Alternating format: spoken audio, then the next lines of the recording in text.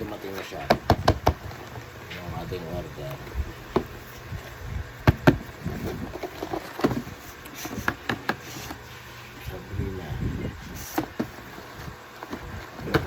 Sabrina to. May Sabrina tayo kasi guys. Kaya lang, Sabrina 1 lang. Yung blue na gamit ko guys. Dahil masyadong in demand to. Nag-iuso na rin tayo. Itong Sabrina na ito is USA, United. Magaan naman siya. Sobra. Halos same lang din sila ng Sabrina 1 natin. Okay. Materials niya, maganda rin yung sole pad niya. Ayan.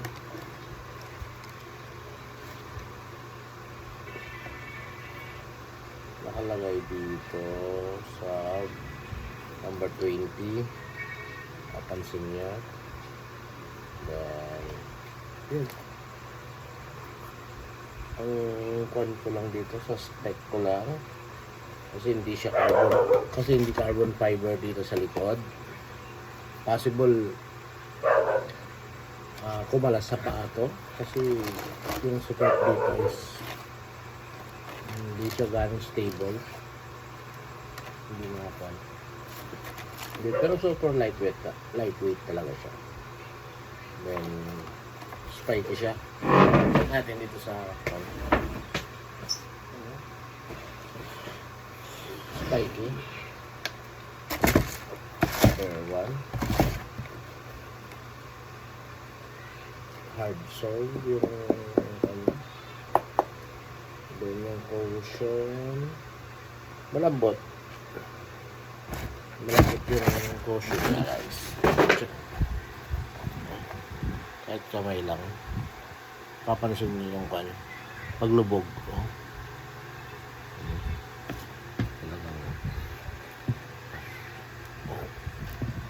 Super mayroong bounce dito. Yun lang talaga dito, yung masyadong super low lang siya. Then support dito sa likod. Ang nakikita kong possible na nito close niya. Yun lang. Then yung shop na pinaganuhan ko, kailangan ko siyang i-try muna personally. Then kung magiging okay yung performance niya, iano ko sa inyo, i-share ko sa inyo kung saan yung shop na yun. Yung mga flywire niya, hoping kwento mga to working yung mga flywire niya.